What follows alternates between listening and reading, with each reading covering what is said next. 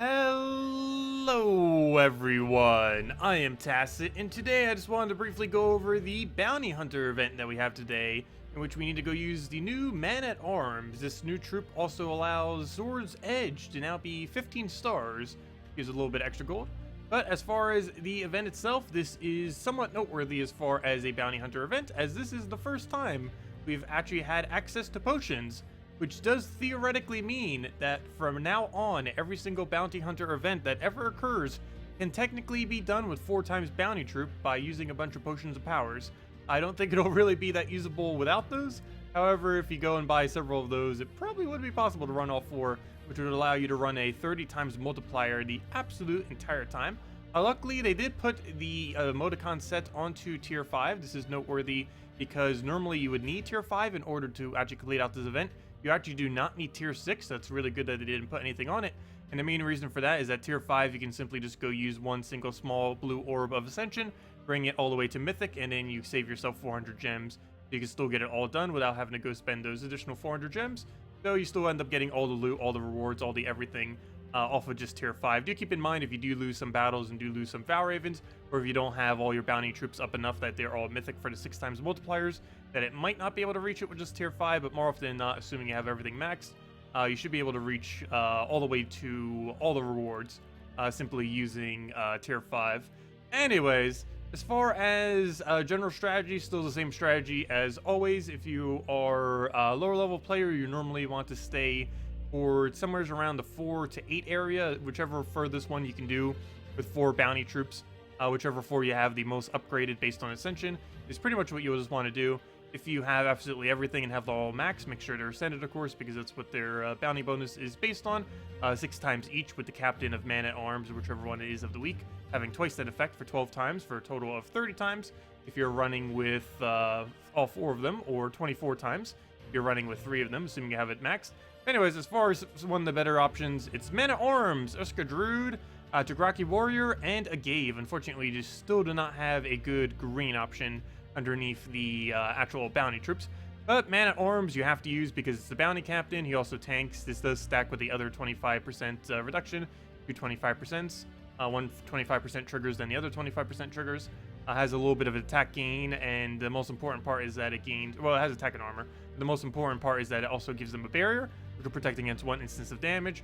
We have Druid here, which is mainly for entangling. However, it does have the byproduct of creating greens, which is good if you're actually feeling something good with green, but unfortunately, again, no good bounty greens. Tagraki, which is probably the thing that actually makes 4 times bounty possible, and that is, of course, his true damage boost. He does additional true damage based on how much armor they have. And while the earlier battles don't benefit too much from this, the later you go, obviously, the more that benefits. And then just a Gave because, well, we don't really have much else to put here, and he can keep poking and go into Man-at-Arms skulls in order to pick them off and get your kills. That's pretty much what you'll end up running for all of these if you do want to go with a 4 times, or if you want to run it with potions. This is similar to what you'd probably use on 4 times. Try to get it down since it has pretty much everything you need. Has your infinite barrier option, has your entangle so they don't do any damage, and you just basically kill them all with Tagraki. That's pretty much your strategy.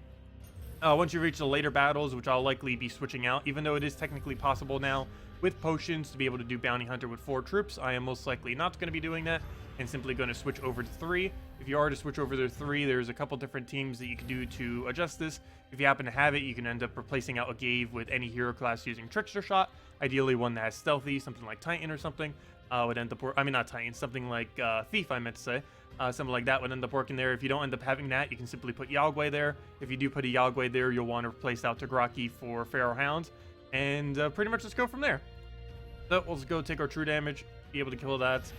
Basically need 2 pokes at this point. Looks like Double Skull will basically be able to do that. I don't need greens at the moment. I might as well just double poke him. Try feeding him a little bit more greens. Get our entangle right there just so he doesn't randomly do anything to us. And of course, regardless of what position we're in, if we're doing these earlier battles or the really later ones, we will be able to reduce that attack all the way down to 0 so that they can't do anything, assuming that they do not have immune to entangle. I guess this board is pretty bad right now. Let's take that. Of course, get that extra turn. No way to really stop that at the moment. Go do his thing. Just need 2 more pokes and we should be able to just get that down. We'll keep creating a bunch of blues, and now he gets skull to skull. It looks like, oh no! 1 HP. What are you doing? Only we would have buffed up. That's not that big a deal, though. We'll move that over, take our skull. If only we had that one extra damage earlier, but it's not going to matter any. And we just take that skull, and yeah, that is pretty much all we have to do for all of these battles. So again, as far as the teams, it is either Man-at-Arms. Of course, you can do other variants. As far as what I've tested so far, it seems like Man-at-Arms, Deranged Urska, Druid, a Tagraki Warrior into a Gave, and you would then go into, later on, either replacing this with a Trickster Shot and going into Thief, into Thief, or you would then go do Yagway. If you don't end up having Trickster Shot, you'd go Yagway into Feral Hounds and do that instead. And any one of those three is pretty much the combination that you want to go for when you're going through these. Do keep in mind, I do believe it is required to have some amount of the 7th potion of tier 7 to actually be able to do 4 times. And overall, I would say I'd probably avoid doing 4 times. Well, if you're going for a leaderboard, it might be beneficial. It's really not needed. If you're just doing tier 5, doing all the rewards, already have all the multipliers, you're already going to be able to reach it with just tier 5, even if you switch over to just 3 troops instead of 4 after you hit about the 10th battle or 12th battle like you normally would.